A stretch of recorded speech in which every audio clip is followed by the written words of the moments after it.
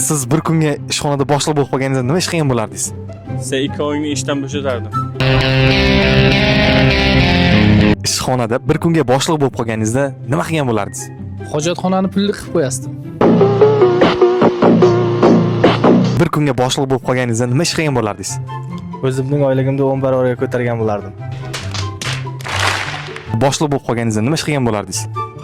Shu yonimdagimni bir kun guruchlik qo'yardim. Ishxonada boshliq bo'lib qolganingizda nima ish qilgan bo'lardingiz?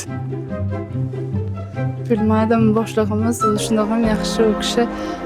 Biza shu holimcha yuraverishchi bular. Furqat aka, ishxonada bir kunga boshliq bo'lib qolganingizda nima ish qilgan bo'lardingiz?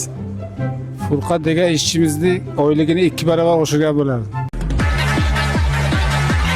Bir kunga boshliq bo'lib qolganingizda nima ish qilgan bo'lardingiz? Bir kungami? Ishchilarning hammasiga bittadan 17 Pro Max olib berardim.